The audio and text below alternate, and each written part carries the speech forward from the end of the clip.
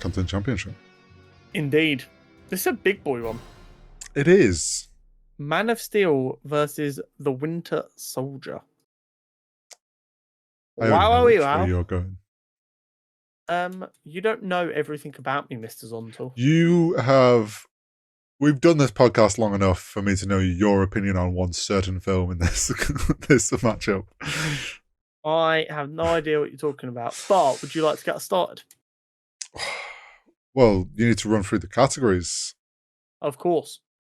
As always, personal relevance. Mm-hmm. How well has it aged? Rewatchability, story, acting, and cinematography / general visual appeal. I think visual appeal is starting to be what I'm settling on for this. Yes, personal relevance. Both in a period where, I mean, Winter Soldier came out, it's like early days Marvel in a way.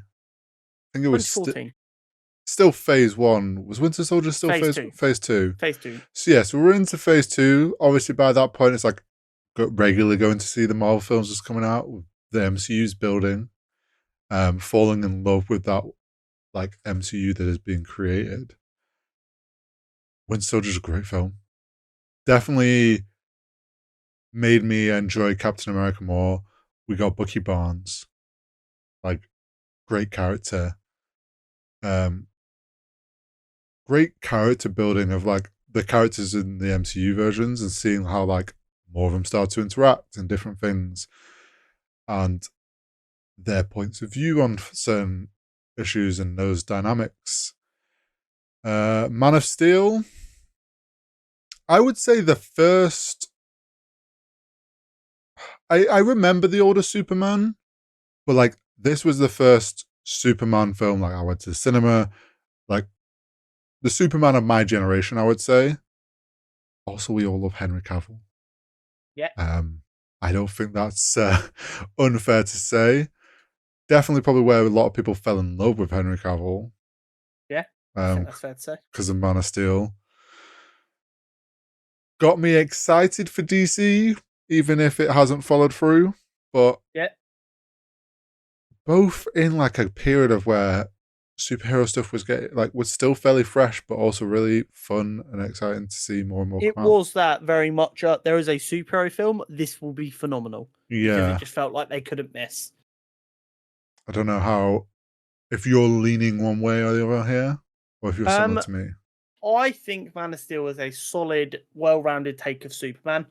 I do think it was quite refreshing at the time to add a bit more grit to it. I know since I've become more of a fan of maybe less grit and more goofy, but I think that's because at the time, all the superhero stuff we'd had before was really goofy with not a lot of grit. And I'm just I've gone through that. I enjoyed the grit. I'd now like a fresher take. Yep. But at the time, that was a new take on Superman. I enjoyed it. Henry Cavill was good. The storytelling was good. The fighting was good. I enjoyed it. And I completely agree. It made me excited for what DC could bring. My only main concern at the time, which I think ended up being true, ironically, was are DC going to try and rush to catch up with Marvel? Because Marvel had a 5-year head start on them. And, I mean, that's exactly what they did. Yeah. But, I mean, as I've made no mistakes on the podcast, Winter Soldier is my favourite MCU film. No. It's phenomenal. It was the first one in the MCU at that time, I want to say, that kind of changed the style. It was more of a spy espionage film. Yeah. Which was kind of fun. I'm checking Guardians. Guardians of the Galaxy came out in 2014 as well. So we had a really good year there where it's gone. Yeah. I want to say Winter Soldier was first, then followed by Guardians. And I really thought they were going to start to have a bit of fun and not get stuck on a formula. Which, I mean, they had their moments. They got a bit stuck on a formula that they're now struggling to shake. But, I mean, Winter Soldier is, as far as I'm concerned, basically perfect. The irony is I don't think it is the best superhero film. I don't even think it gets in my top 5 superhero films anymore. but it is by far one of my favorite.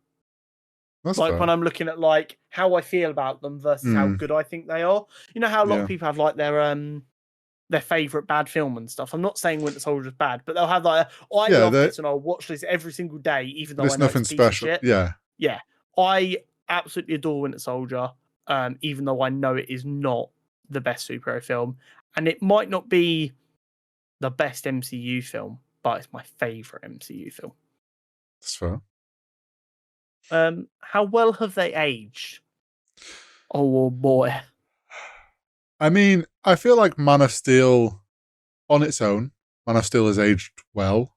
Everyone still to this day feels like Henry Cavill was everyone still wants Henry Cavill to be Superman, and we see it to this day. People complain that he's no longer Superman. He fit the role perfectly. I think the film was great, kind of revered as one of the best out of that DCEU era, like one of the top ones of that collection. But I think unfortunately he's hurt a little bit because of how the DCEU was done overall. I agree. I think the film on its own aged well. The film with everything else that's happened, that's hurt how it's aged. Whereas Man of Steel, not Man of Steel, Winter Soldier, I mean, a lot of people say like their favorite Captain America film. They're one of the favorite like earlier MCU films. Well, you've got to remember, Winter Soldier gave us Falcon for the first time. Mm-hmm. It brought Bucky back from the dead. Mm-hmm. It gave us a bit more of Cap as an actual person. You had the fall of Shield. I mean, in reality, what ends up happening in Infinity War and Endgame starts in Winter Soldier. Yeah. Because by bringing Bucky back, they find out about Bucky's secret, and then Bucky's secret causes the Avengers to fracture, and then that causes them to be split up when Thanos attacks, which causes them to lose. Yeah. But I think I'm completely biased here. I think Winter Soldier's aged perfectly. It's chef's kiss. Man of Steel's a bit more complicated. It really depends who you ask.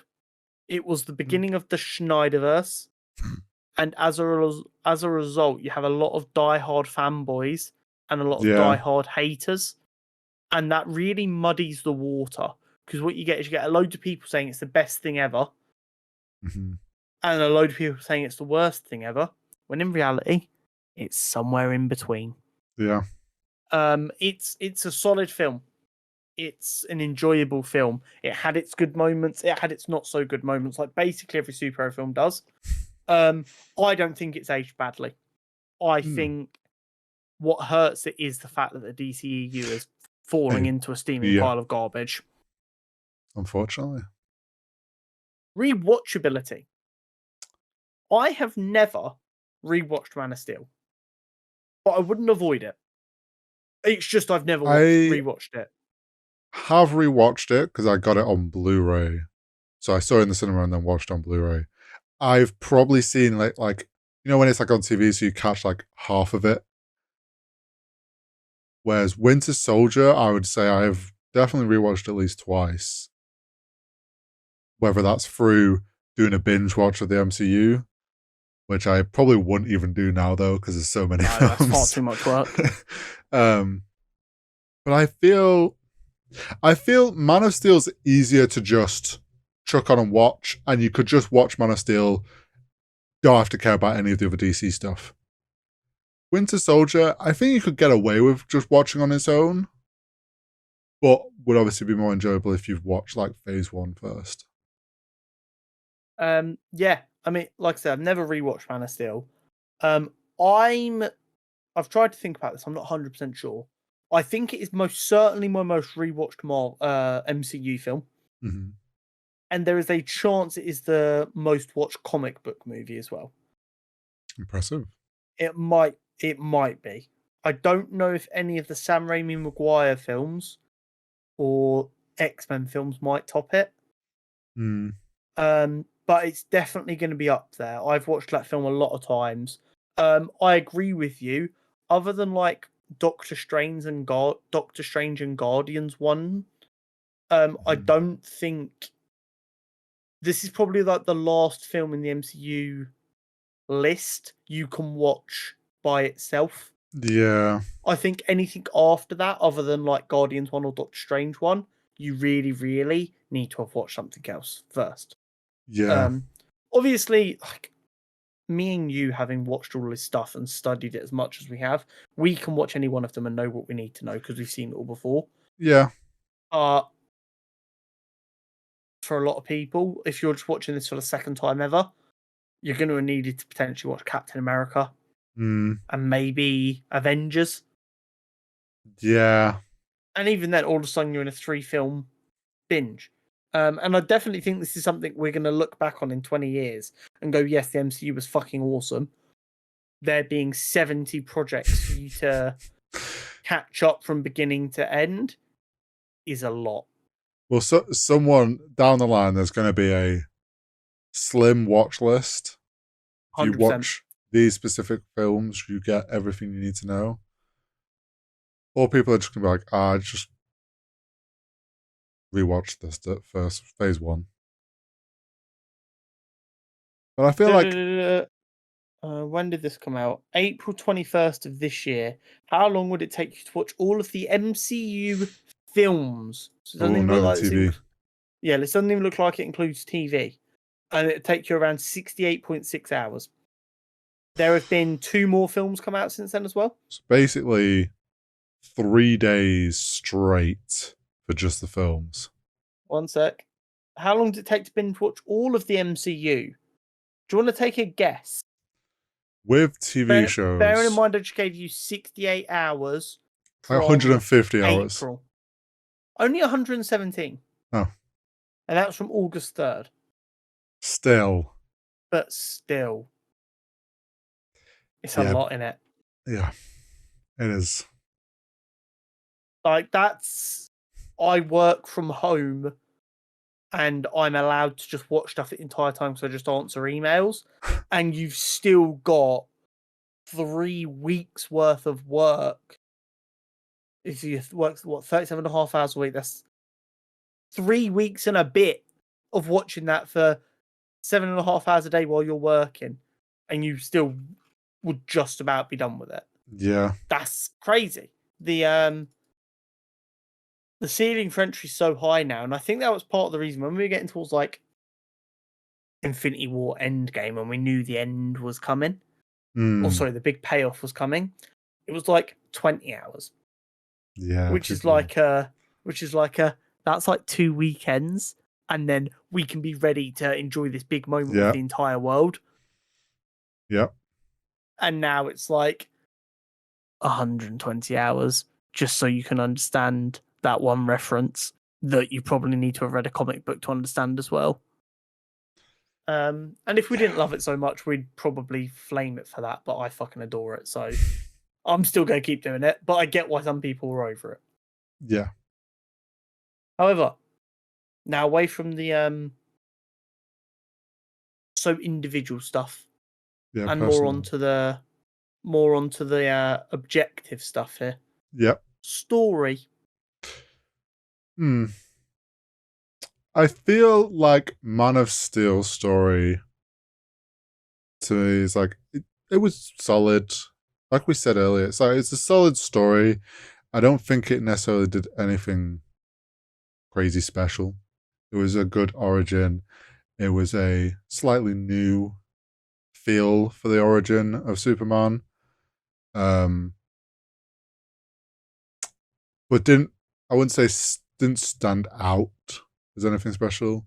Whereas at least Winter Soldier had that, like, wasn't the standard MCU feel, was a little different, was a bit more of an interesting story and an interesting way of telling the story, and not just like an origin story.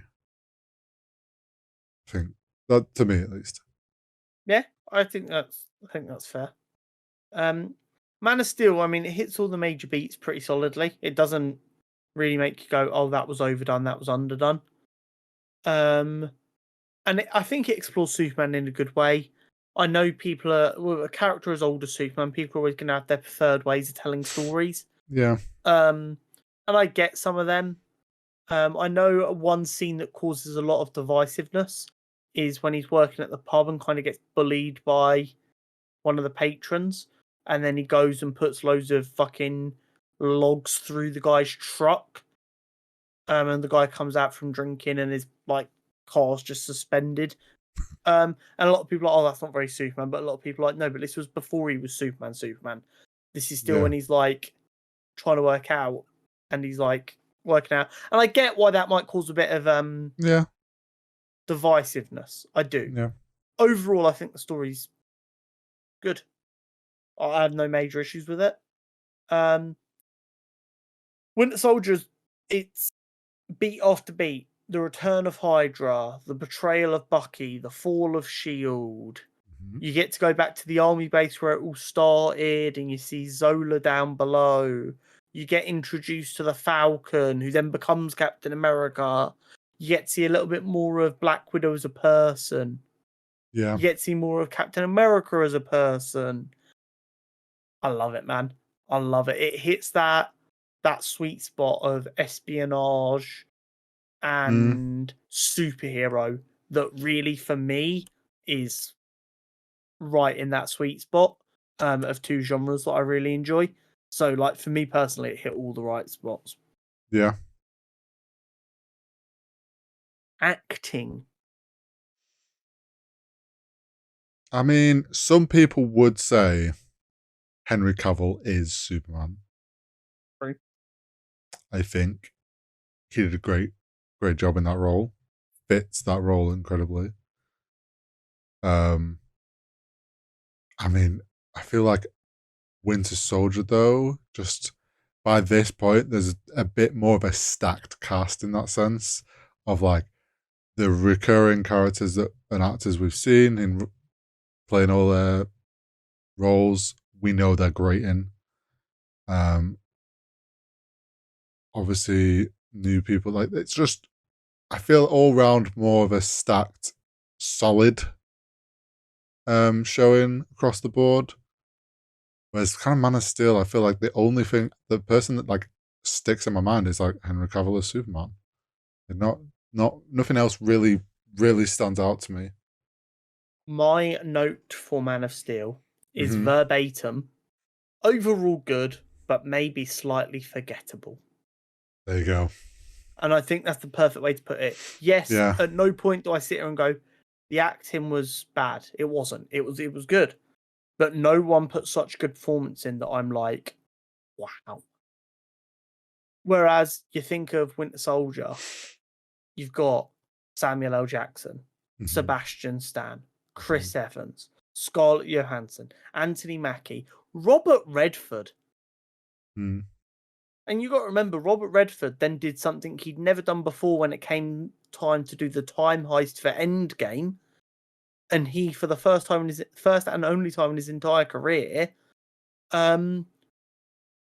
did a role in a sequel of someone he'd already played. He'd never done that before. But then for Endgame, he came back to be his character again for the time heist. There you go. Scarlett Johansson and Samuel L. Jackson Mhm. are the two highest earning actors of all time in sense of their films have earned more money than anyone else. Them two constantly go back and forth like this based on who's had a film released more recently. Yeah. Like, they are as big as it gets. Hmm. The film is so good, and they do have memorable performances. Every single one of these actors has a moment in that film that I vividly remember. Yeah. It's a lot more of a memorable film Yes. from performances. Cinematography. I mean, Winter Soldier This has. might be the only one where I have Man of Steel winning. Yeah, I mean, although Winter Soldier was a different story feel, it still had the Marvel look.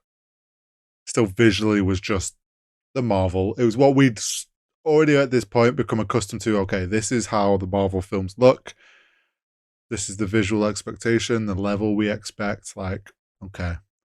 Man of 100%. Steel definitely like nailed it, I think, with standing apart, considering they're like stepping into the superhero like conversation versus them. Like they were just getting going to try and compete with MCU. So they had to stand out and separate themselves from the Marvel look. Otherwise people go, they're just 100% copying how Marvel's doing it. And I think I enjoyed, when I think about it, I think I enjoyed how Man of Steel was more. It's I'm right there with you. I think the cinematography and the visuals for Man of Steel was good. I personally find Zack Snyder to be quite hit or miss. But Man of Steel was a hit for me. I really enjoyed it. My only complaint, and it's the tiniest little gripe, is that I would have liked the colours of Superman's suit to be brighter. I get that. But I don't know if that's me looking back now with the mind of I want it to feel more like a comic book and less like a movie in the real world. Yeah. I don't know. I always felt that way. Whereas, like you said, Winter Soldier's nothing special. It's very MCU.